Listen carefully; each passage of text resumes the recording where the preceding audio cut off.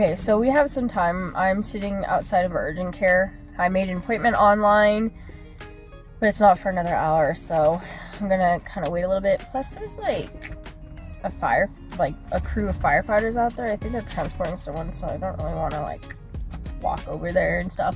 Anyway, so we are at urgent care because one of our littles is sick and there is no appointments on base, so we went to urgent care. That's the reason why we're here. And this is the reason why I'm sitting in my car waiting. I've been thinking about how I was gonna be maintaining my YouTube channel because I want to give out like leadership nuggets for whatever they're worth and also vlog at the same time. But I figured that my leadership nuggets will be posted at random whenever I have like wisdom that I want to share with other people. And then for my regular vlog posts, they'll probably be a little bit more structured. So every Tuesday, probably sometime in the afternoon, I will upload my vlogs. So at least we have that scheduling stuff out of the way. I do have a leadership nugget for you. So this week, there's a little wisdom thing. What should I call them? Chickens. Leadership chickens. I have a leadership chicken that will, or have a little egg for my leadership chicken, which I'm the chicken. How about leadership eggs? No, chicken, that's because chickens grow eight. So I'm the leadership chicken. And then the eggs is the wisdom. Well, there you have it. This is the leadership chicken, and I'm here to give you one of my eggs of wisdom.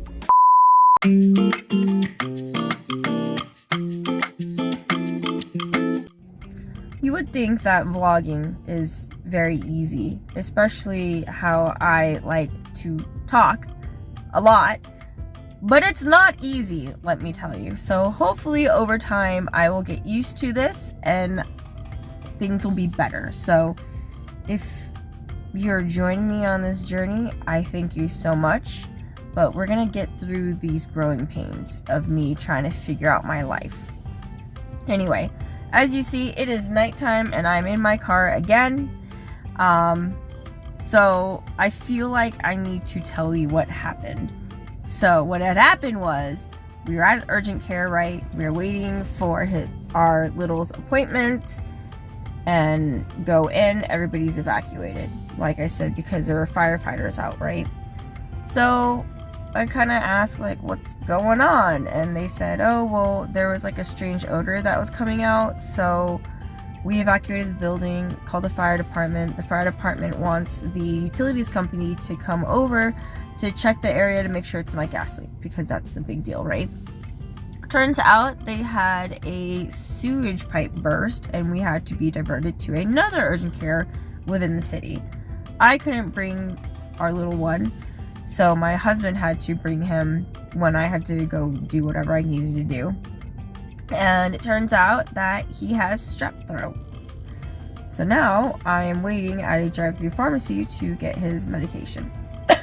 But anyway, as we're waiting, I figured I might as well give you my leadership egg that I was planning on doing, but ended up not doing anyway.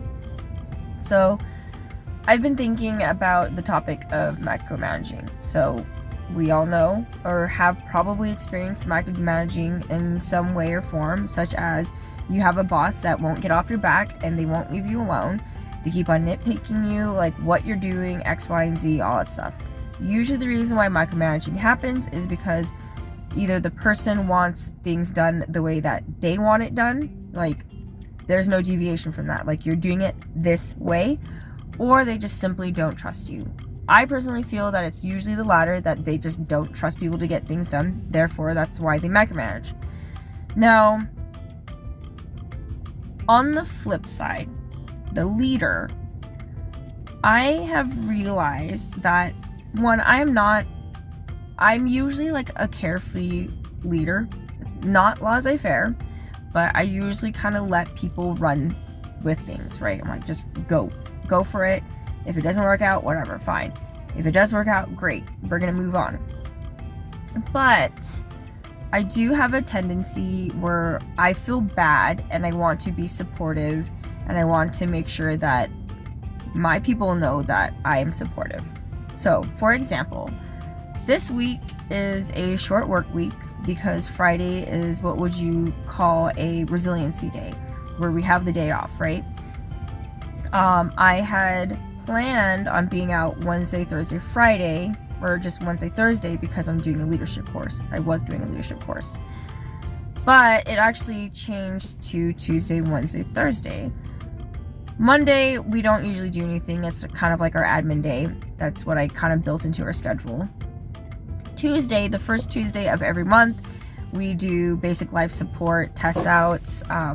So people, they kind of do their hands-on assessment, they get the recertification, and in the afternoon is our CPR AED course, which is a 2-hour instructor-led course. Now, because my instructor course was Tuesday, Wednesday, Thursday, I suddenly could not teach BLS and CPR-AED. So therefore, I felt really bad because I had to pass it off to my friend. Now, I don't know if he was going to do anything on Tuesday when I was teaching or whatever, but I essentially felt bad because we had to change plans because of me. Of course, ironically, keep in mind that these classes fall under a program for him, so I'm really just kind of helping him out teaching. I like to teach. And I felt really bad on Monday saying like, sorry, I'm not going to be here. And he's like, don't worry about it. Like, I'll take care of it. I even tried putting the room together and he's like, no, it's fine. Don't worry about it. Okay, fine, whatever. So Tuesday comes around. First day of my course was great, but the morning part let out early. And what was funny, side note, is all the leaders were kind of like, oh, are you gonna go to work? Are you gonna go to work? And the reason why we didn't really want to go to work is we know that as soon as we go to work, someone's gonna be like, oh, I need you to do something, and blah blah blah. Keep in mind that this kind of works out with what I'm saying about micromanaging, right? So initially I ended up not wanting to go to work because I didn't want that to happen, where it's just like, oh, can you help me fix this or whatever, or I need your help. And I also wanted to place trust in my friend that the classes were going to be be taken care of, right? I mean, in July, he's had to do it because I was literally out of the state.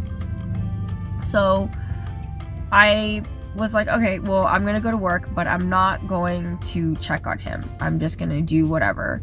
And by the time I got to my work section, I don't know if he was still in the class or if he went to lunch, but I'm assuming everything went well because no one said that anything went wrong.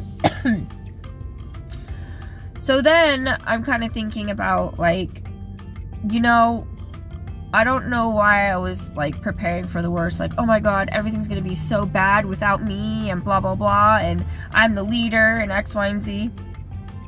I don't know why I had that thought, because again, a couple months later, my friend had to do it alone, and it still went on, you know? So with the whole thing of like going into work and then everybody needing to rely on you, I kind of feel like this is where the micromanaging kind of gets into play. Like, I feel that there is sometimes where the leader has good intentions, where they always want to be present for the people that they take care of, but that ends up giving a sense of reliance, as in like, well, you're here, can you help me do this? And it doesn't exactly give them the skills to problem solve and kind of figure out things that they need to figure out on their own without the leader, right? So for instance, going to work and things go to crap, well, now that you're there, now you have to figure out and problem solve for your people, and it doesn't really give them that learning opportunity of like, oh god, she's not here, I gotta figure something out. Granted, yeah, we do have cell phones and everything like that, but it does take it away. It does still severely limit where you have to text or call them and stuff like that, because if you need to take care of a situation in the now, what are you gonna do? Especially if your leader's not there, right? That also comes with the whole thing of, I could have just sat in the classroom and just been like, well, I'm here if you need me. But again, that kind of places the whole emphasis of, well, if things don't really go to plan, I can look at you and you'll take over, right? And it does kind of give a bad look where if someone is learning or they don't really have an idea, or like they don't really know what they're doing, or they're not able to problem solve, and they keep on looking at you and you're like, I don't know, you figure it out. Like, it kind of low-key looks a little bit bad. A final thought that I was thinking about is shoot, hold on. Oh yeah, like really, all in all, like, I know that leaders mean well and they want to be there for their people, but sometimes we just need to take a back step. We also need to just not physically be there. And with that being said, I mean, this is going to be another royal tangent for another leadership egg, if you will. But seriously, if you want people to take care of themselves, you need to take care of yourselves as well. Like, you don't always need to be there. You can be like, hey, if you really, really need me, reach out to me, I'll be over here. But really, just having your presence there all the time sometimes can be suffocating and overbearing. It also decreases your people's chance of being able to figure things out and problem solve. So that's all I have for you right now. Hopefully you like it. I would very much appreciate some open criticism, or maybe just like, let's start a conversation. I'm very open to that. So anyway, see you in the next leadership egg. And I'll see you in my next vlog or leadership egg drop.